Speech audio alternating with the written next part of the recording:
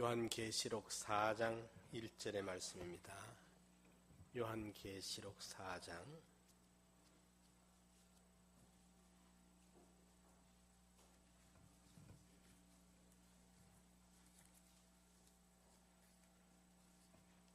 계시록 4장 1절로 11절까지 봉독하겠습니다.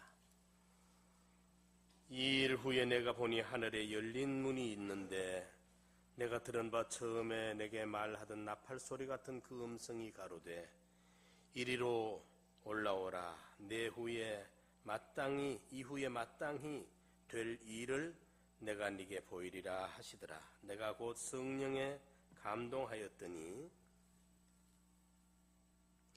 보라, 하늘의 보좌를 베풀었고 그 보좌 위에 앉으신 이가 있는데 앉으신 이의 모양이 벽옥과 홍보석 같고 또 무지개가 있어 보좌에 둘렀는데 그 모양이 녹보석 같더라.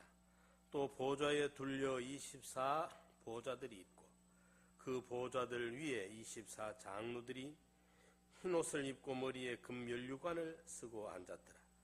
보좌로부터 번개와 음성과 내성이 나고 보좌 앞에 7 등불 켠 것이 있으니 이는 하나님의 7 영이라. 보좌 앞에 수정과 같은 유리바다가 있고 보좌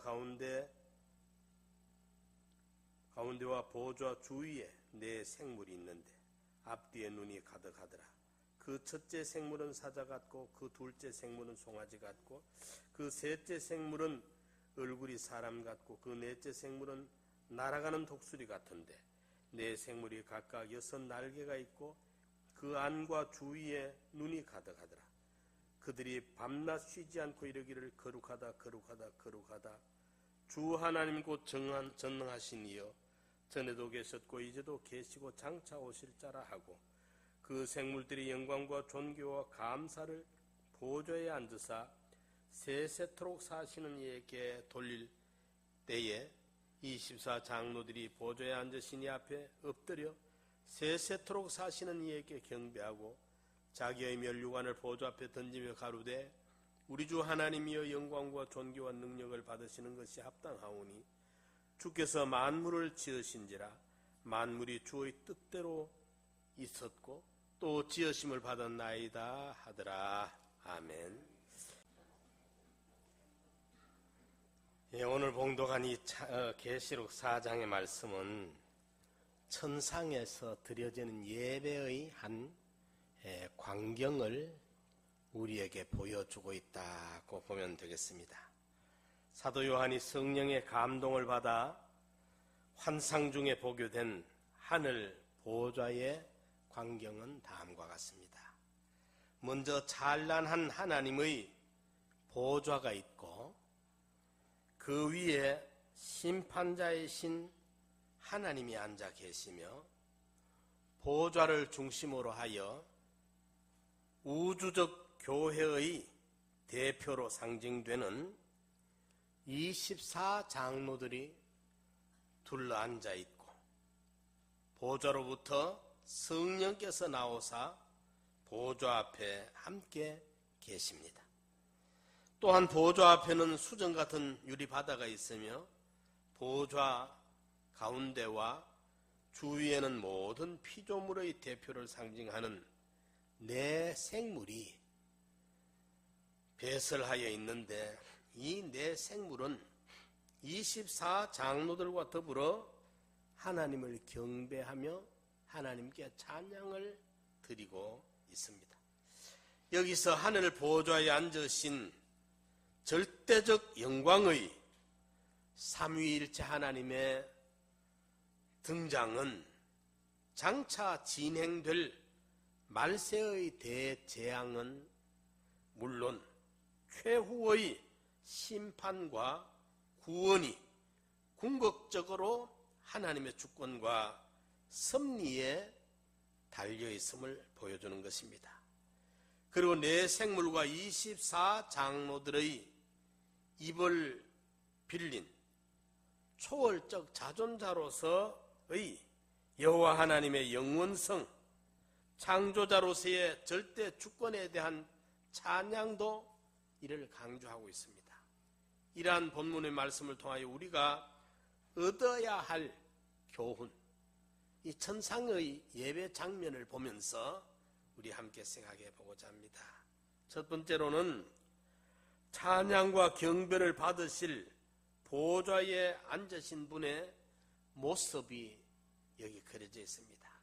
4장 3절에 보면은 앉으신 이의 모양이 벽옥과 홍보석과 같고 또 무지개가 있어 보좌에 둘렸는데 그 모양이 녹보석 같더라. 이렇게 보좌에 앉으신 이에 대한 모습을 이렇게 소개하고 있습니다.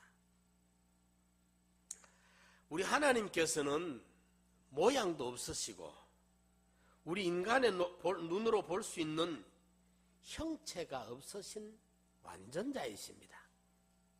우리 하나님이 어떻게 우리가 젊은 청년들은 물어보니까 창세기 하나님의 형상대로 지음받았다 그러니까 하나님이 우리 사람처럼 눈이 2개고 귀 2개, 콧구멍이 2개, 입이 이래 달렸고 이런 줄 알고 있어요.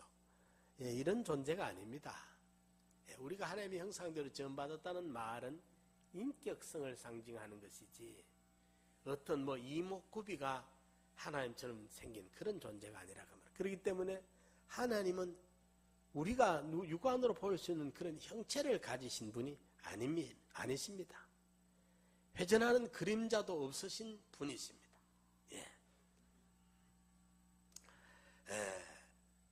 여기서 요한이 그런데 이제 하나님의 모습을 요한이 보고 이렇게 말하고 있습니다. 보좌에 앉으신 모습, 하나님이 좌정해 계시는 그 하나님의 임재의 자리를 보좌라 그러죠, 그죠? 보좌에 앉으신 이의 모습은 하나님의 그 신의 성품, 신적인 속성을 상징적으로 묘사하고 있는데 여기 4장 3절에 보니까 보좌에 앉으신 이의 모습을 벽옥과 홍보석 같고 또 무지개가 있어 보좌에 둘렸는데 그 모양이 녹보석 같더라. 보좌에 앉으신 분 모습이 벽옥 같고 홍보석 같고 무지개가 있는데 녹보석 같이 보이더라. 요한의 눈에 하나님의 모습이 벽옥, 홍보석, 무지개, 이런 녹보석 같은 모습으로 보여졌다. 이건 상징적 의미를 가지고 있는 것입니다.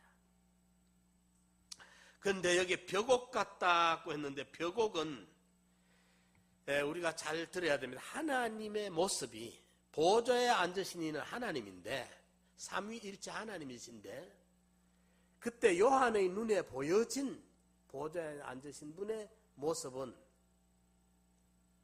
벽옥같이 보였다. 녹보석같이, 홍보석같이 보였다. 무지개가 있는데 녹보석같이 보이더라. 이렇게 요한의 눈에는 하나님이 보이고 있었습니다. 하나님이 형체가 없는 분이라 했습니다. 그런데 요한의 눈에 이렇게 보였다고 기록하는 것은 상징성을 의미하고 있는 것입니다. 물체적인 어떤 물체적인 형체가 있는 것이 아닙니다. 그러면 벽옥 같다는 말은 벽옥은 푸른 빛을 띠는 옥을 말하는데 이것은 하나님의 무한하신 사랑과 자비를 상징하고 있습니다. 하나님의 신의 성품, 무한한 사랑과 자비를 상징하고 있고 그 다음에 홍보석 같다는 이 말은 홍옥이라고 불리우는 루비인데 이는 하나님의 공의와 엄정하게 결행하는 심판의 엄위성을 상징하고 있는 것입니다. 홍보석 같다. 하나님의 권위, 하나님의 심판의 그 엄정함을 상징하고 있는 것입니다. 그리고 여기에 무지개라는 말 속에 무지개는 하나님의 언약의 상징인데 노아가 홍수 심판 이후에 하나님이 그때부터 무지개로 언약을 삼아 주셨죠. 언약의 상징인데, 그런데 그 모양이 녹보석 같더라 이렇게 말하였으니, 녹보석은 오늘날 에메랄드를 말하는데, 이는 생명성을 상징하는 것으로, 하나님은 언약의 신실하신 분으로 우리에게 신구약 성경 말씀을 선포하시고, 그 선포하신 계약대로 신실히 이행하시는데, 그 약속의 말씀은, 그 언약의 말씀, 그 무지개는, 언약은 우리에게 생명과 축복으로 임하게 되는 것을 의미하고 있는 것입니다. 우리의 예배를 받으시기에 합당하신 대상은 바로 이러한 사랑과 자비가 풍성하시고, 또 한편으로는 사랑과 자비만 있는 것이 아니라 공의와 심판에 아주 엄격하신 분이시면서 약속의 신실하신 이행자이다, 이렇게 요한이 보고 있습니다. 우리의 예배를 받으실 천상의 그 예배의 장면을 소개하는데, 영원히 우리의 예배를 받으실, 경배와 찬양을 받으실 이분은 한편으로는 사랑과 자비가 무한하시면서, 또 한편으로는 공의와 심판이 엄정하신 분이시고, 그러면서 우리에게 언약을 선포하고 그 언약을 신실하게 이행하시는 이행자이신 하나님이시다. 우리의 예배를 받으실 분을 요한은 이렇게 보고 있다, 그 말입니다. 다시 한번 정리를 드리면, 그 보좌에 앉으신 이의 모습을 요한이 보니까 벽옥 같고 홍보석 같고, 또 무지개가 있는데 그 무지개가 녹보석같이 보여지고 있다. 그러면 이 세 가지 의미로 말하는 벽옥, 홍보석, 녹보석, 이것은 하나님의 무한한 사랑과 자비, 이 한면으로는 하나님의 그 공의의 심판의 결행, 그리고 그분이 공의와 자비가 이러하신 분이 만약에 하나님의 공의뿐이라면 우리는 절단납니다. 그 심판을 받아 용납되지 못하고 멸망할 수밖에 없습니다. 그 공의만 있는 하나님이 아니라 무한한 사랑과 자비가 있기 때문에 우리가 하나님의 긍휼을 입게 되는 겁니다. 이 양면성을 말씀하시면서 이 공의와 자비의 이 막바로 충돌일 텐데, 이것을 범죄한 인간에게 하나님의 공의의 심판이 따라가는, 우리가 하나님 범죄함으로 말하면 하나님의 공의의 심판으로 처리해버리면 우리는 그냥 지옥구덩이에 불탈 수밖에 없는데, 그대로 내버려 둘 수 없는 하나님의 사랑이, 하나님의 자비가 이 문제를, 공의와 자비의 충돌의 이 문제를 해결짓기 위해서 하나님의 독생자 예수님 오셔가지고 하나님의 공의의 죄값은 치르고 하나님의 자비와 사랑의 그 긍휼을 우리에게 입혀가지고 우리를 구원해 주신 것입니다. 그것이 바로 언약입니다. 그래서 우리의 예배를 받으실 분을 벽옥 같다, 홍보석 같다, 무지개가 있는데 녹보석 같더라, 이 세 가지 하나님의 속성을 말씀하고 있습니다. 이제 두 번째로 우리가 찬양과 경배를 드리는 무리들이 있는데, 이 보좌 앞에 앉으신 이에게 찬양과 경배를 드리고 있는 무리들이 있습니다. 거기에 보면 24장로, 숫자적으로 24, 24 장로들과 네 생물이 있는데, 이들이 하나님을 찬양하며 경배하고 있습니다. 24 장로는 구약 12지파를, 12지파, 구약 그리고 신약 시대의 12사도, 구약의 12과 신약의 12. 왜 이 12를 말하느냐? 구약 이스라엘 백성들은 12지파 안에 다 들어있습니다. 예. 시대를 떠나 구약 시대는 12지파 안에 다 포함이 되어 있고 하나님의 백성들이, 신약 시대는 12사도, 구원의 반열이 12사도 안에 다 우리가 속하게 됩니다. 아내께도 어떤 사람하고 족보 이야기를 내가 좀 해줬는데, 족보는 그렇습니다. 거기 가면 예를 들어서 서울 김씨가 하나 있단 말이에요. 서울 김씨. 서울 김씨가 하나 있다 합시다. 서울 김씨는 잘 없죠. 그죠? 경주 김씨는 있고 김해 김씨는 있고 해도, 예를 들어 서울 김씨가 하나 있다 합시다. 김씨 집안이. 그러면 그 집안에서 이제 보면 그것도 파가 있습니다. 서울 김씨 안에 보면 무슨 파. 그런데 파가 나누어질 때는 서울 김씨 이제 시조 집안에서 자녀들이 몇 대 내려오다가 그 중간에 나라에 공을 세웁니다. 무슨 공. 그래서 나라에 이제 이 벼슬을 얻게 되면 그때부터 우리는 무슨 벼슬 한 집안이다. 그래가지고 이제 그 서울 김씨 집에서 예를 들어 무슨 파가 자기 윗대 할아버지가 국가로부터 그 벼슬을 관직을 얻은 그 공을 해가지고 이제 무슨 공파다. 전부 파나 보면 공짜가 들었습니다. 예, 우리 성씨들마다 다 보면 밀양박씨든지 어디 임씨든 최씨든 다 보면 그 안에 이제 자기 무슨 씨에 무슨 파가 있거든요. 그게 김씨인데, 김씨의 첫째 아들은 무슨 공파고 둘째 아들은 무슨 공파고 어떤 집은 셋째 아들은 무슨 공파, 이래 나눠집니다. 그 밑에 보면 그 집안의 사람들은 줄줄 거기에 고구마 달리듯이 감자 달리듯이 다 달리는 거예요. 그렇죠? 쑥 하나 뽑으면 서울 김씨가 뽑히는데, 서울 김씨의 이쪽 뿌리에 무슨 공파 하듯이, 그러니까 이제 서울 김씨는 그거 다 달려 있어요. 그와 마찬가지로 구약 시대는 하나님의 백성들을 이제 12지파,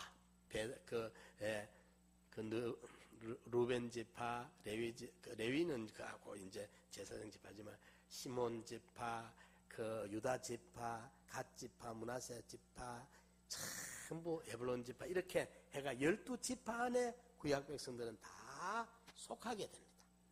신약 시대 구원의 반열에는 12사도의 계열 안에 다 속합니다.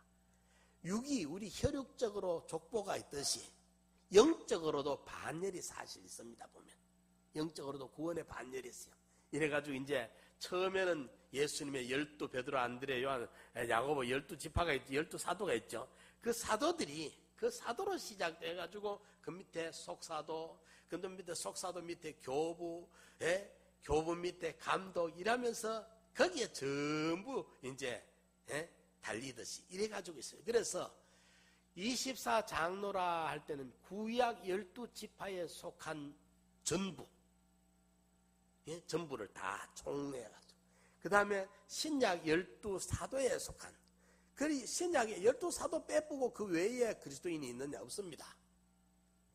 미국에서 예수 믿든지, 영국에서 믿든지, 저 아프리카에서 믿든지, 아시아에서 믿든지, 1세기에 믿든지, 5세기에 믿든지, 20세기에 믿든지, 신약시대 성도들은 다 12사도의 계열 안에 포함되어 있습니다.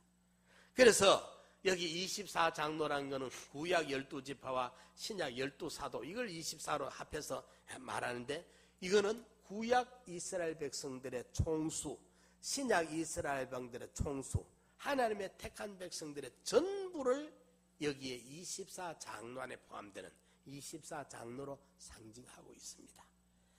이건 무슨 말이냐면, 구원받은 성도들이 하나님의 보좌 앞에, 모든 구원받은 성도들이 다 그분 앞에 찬양과 경배를 올리게 된다는 의미가 되는 것입니다. 저와 여러분들도 신약시대의 어느 사도의 계열에 다 우리가 들어있습니다. 12지파 안에, 12사도 안에. 신약시대 구약시대 모든 택한 백성들을 대표하는 것이 24장로라. 그렇게 알면 틀림이 없습니다. 이 해석은 거반 공통적으로 이렇게 성경학자들이 다 해석을 합니다. 24장로들이 이제 하나님 앞에 예배를 드리려고 모여 있고, 그 다음에 이제 24장로들과 함께 네 생물들이 있어요. 그 모양이 사자 같고 송아지 같고 사람 같고 독수리 같더라. 이렇게, 이것도 이제 상징입니다. 계시록은 많은 거기가 상징적으로 기록되어 있는데, 하나님을 섬기며 그분에게 찬양과 경배를 드리는 자들의 자세가 어떠하여야 할 것을 계시해 보여주고 있는 것입니다. 하나님을 섬기는 자들의 자세가 한편으로는 사자 같기도 해야 되고, 송아지 같기도 해야 되고, 사람 같기도 해야 되고, 이렇게 독수리 같기도 해야 된다. 사자는 용기와 힘을 상징하는 승리를 상징하고 있고, 송아지는 충성과 희생의 표상인데 순종을 상징하고 있고, 사람은 하나님의 형상, 만물 중에서도 하나님의 형상으로 지음을 받은 존재이기 때문에 지혜를 상징하고, 독수리는 주를 향한 형상과 전진을 의미하는 것으로 하나님 앞에 근접하여 사역하며 하나님을 섬기려는 성도들은 이런 능력을 받아야 사자 같은, 송아지 같은, 사람 같은, 독수리 같은 이런 용기와 힘의 상징, 승리를 말하는 사자 같기도 해야 되고, 한면으로 보면은 또 송아지 같이 소는 묵묵히 충성을 다하고 끝에는 희생의 제물이 됩니다.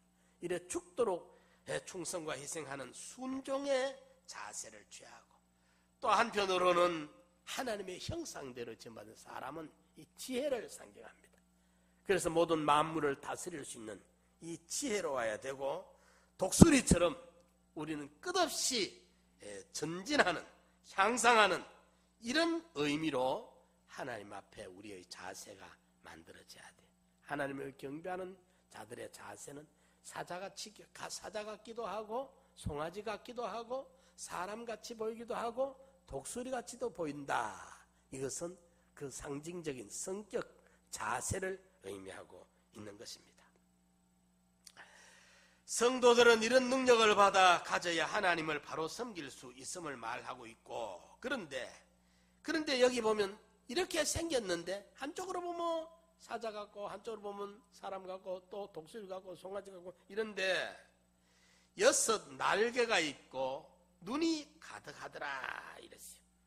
하나님의 뜻을 신속하게 수행하고 집행하려는 의무와 끊임없이 깨어있는 것과 하나님의 뜻을 하나도 놓치지 아니하려는 열정과 탁월한 통찰력을 지닌 모습인데, 하나님을 찬양하고 경배드려야 하는 성도들의 자세가 어떠해야 함을 알려주고 있는 계시입니다. 우리 성도들은 6 날개가 있고 수많은 그런 눈이 있는 것처럼 언제든지 주의 뜻을 받들어 순종할 수 있는, 집행할 수 있는, 깨어있는, 눈이 반짝반짝 떠 있는 것처럼 이렇게 이런 열정과 통찰력을 가지고 하나님 앞에 경배하며 찬양하며 하나님을 섬기는 자세를 취해야 된다. 이걸 말씀해 주고 있습니다. 그럼 첫째는 우리가 보좌 앞에 계신 하나님의 모습을 홍보석 같았다, 녹보석 같았다, 벽옥 같았다, 사랑과 자비, 공의와 심판, 그리고 언약의 신실성을 받고 하나님을 섬기려는 무리들의 모습은 24장로들, 그리고 네 생물. 24장로는 구약 신약 모든 성도들을 총칭해서 하는 말이고, 그런데 그들의 자세는 어찌 보면 사자와 같은, 승리를 위해서 힘과 용기가 어떤 것도 두려워하지 아니할 수 있는 그런 용기가 있어야 되고, 하나님을 의지하기 때문에 그래야 되고, 또는 그러면서도 송아지처럼 묵묵히 헌신하고 충성하고 순종하는 모습으로 보이기도 해야 되고, 그러면서도 또 만물의 영장과 같은 지혜도 있어야 되고, 독수리처럼 끊임없이 전진하는, 향상하는, 공중을 향해 하늘을 향해 날아오르는 이런 자세로 하나님을 섬기더라. 그런데 이런 자세를 취했는데 보니까 6날개가 있고 많은 눈이 있더라. 눈이 뭐 두 개만이 아니라 수많은 눈이 달려있어. 이게 뭐냐면 깨어있는, 정말 하나님의 뜻이 하달만 되면 언제든지 순종, 집행할 수 있는, 옛날에 그 왕들이 걔 누가 없느냐 부르면 그 신하들이 언제든지 왕명만 떨어지면 예의 대령하였나이다 그러죠, 그죠? 그럼 쫓아옵니다. 걔 누가 없느냐 하면 뭐 그 소리 떨어지기 무섭게 쫓아와가지고는 대령하였나이다. 대령, 영을 명령하시기만 기다리고 준비하고 있나이다. 명령만 떨어지면 그걸 시행에 옮기도록 대령하고 있는, 명령영자, 대기할 대자, 명령을 대기하고 있는 거예요. 언제든지. 그래서 대령하였나이다. 그러면 그 말하면 그대로 행동합니다. 그대로 집행이 되는 겁니다. 이렇게 6날개가 있고 눈이 있더라. 경배하는 자들의 모습을 봤습니다. 그 다음에 이제 세 번째로 우리가 찬양과 경배의 내용을 우리가 한번 봅시다. 천상의 예배 광경에 예배를 받으시는 보좌에 앉으신 하나님의 모습을 첫째로 말씀드렸고, 그 하나님 앞에 예배 드리는 자들과 드리는 자들의 자세가 어떤 자세를 취해야 되는가 말씀을 드렸고, 세 번째로 찬양과 경배의 내용은 그럼 어떤 내용이었는가?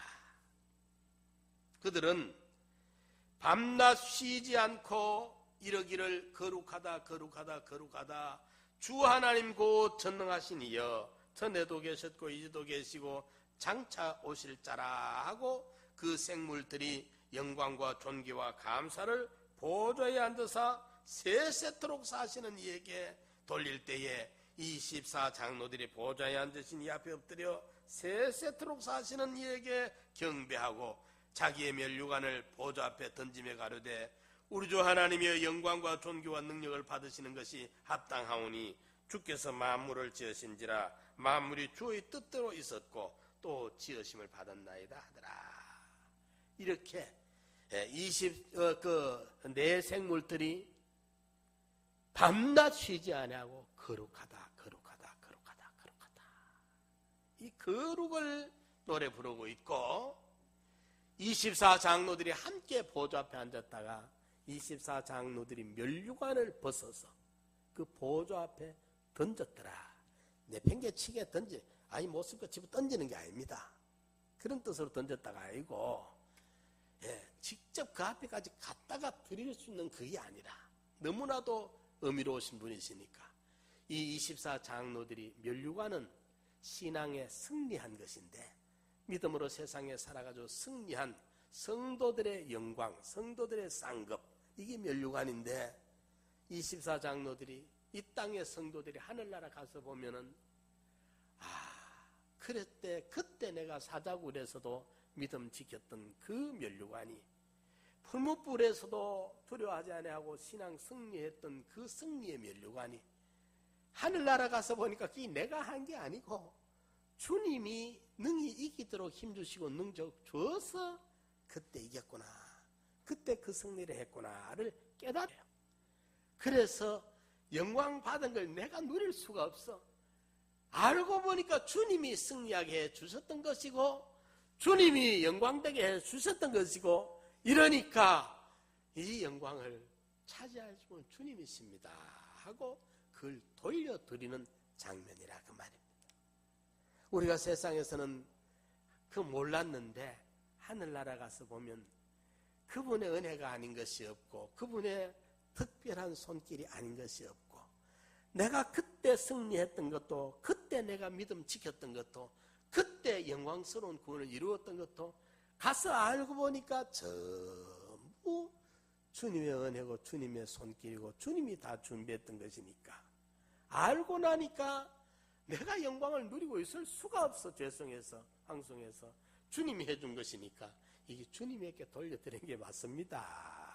깨닫고 나니까 그렇게 되어지는 것이다, 그 말입니다.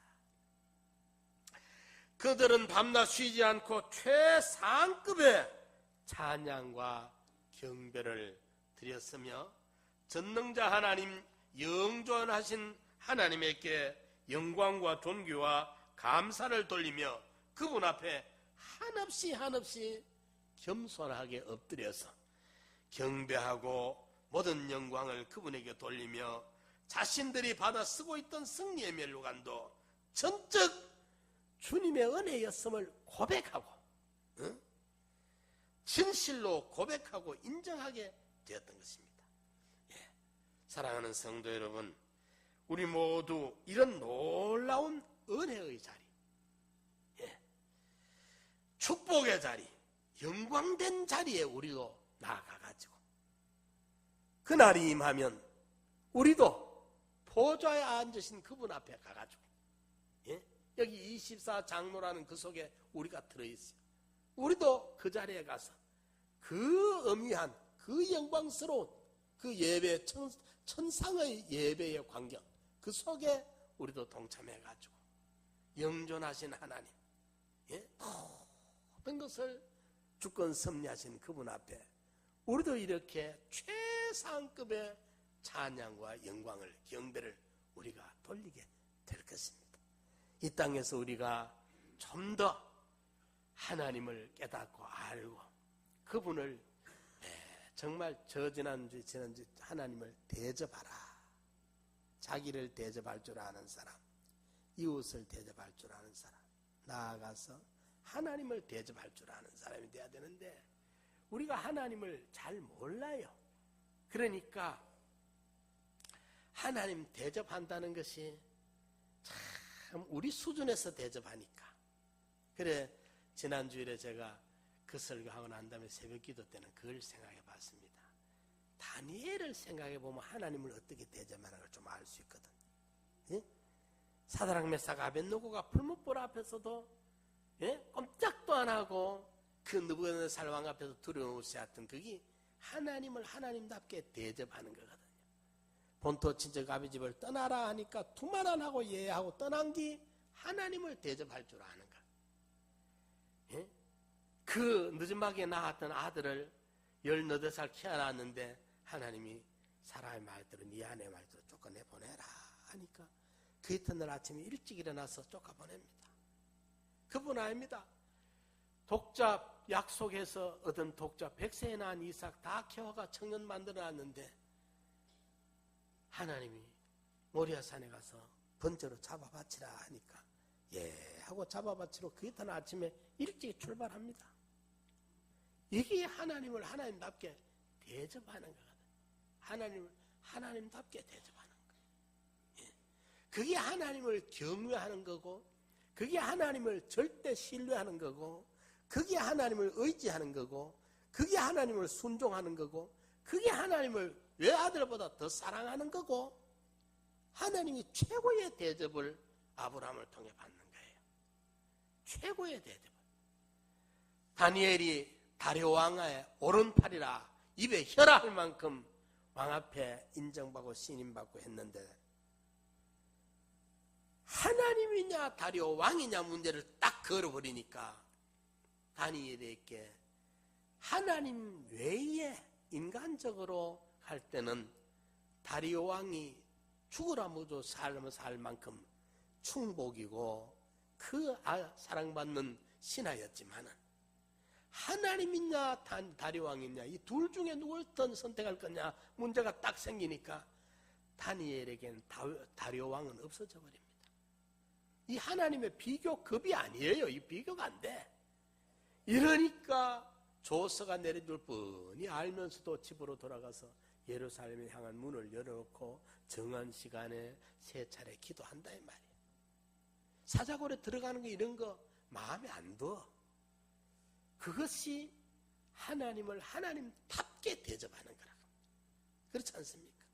얼마나 하나님이 다니엘에게는 컸으며 하나님이 얼마나 위대했으며 하나님이 어떤 분이기에 사자굴에 들어가는 문자를 놓고도 꼼짝도 안 하고 하나님 앞에 기도하고 예루살렘 향한 문을 열어놓고 하던 그대로 전에 하던 대로 날 잡아다가 사자굴에 집어넣어라 하는 식으로 그렇게 할 수 있던 뭐냐? 하나님을 하나님답게 대접할 줄 알았던 거야.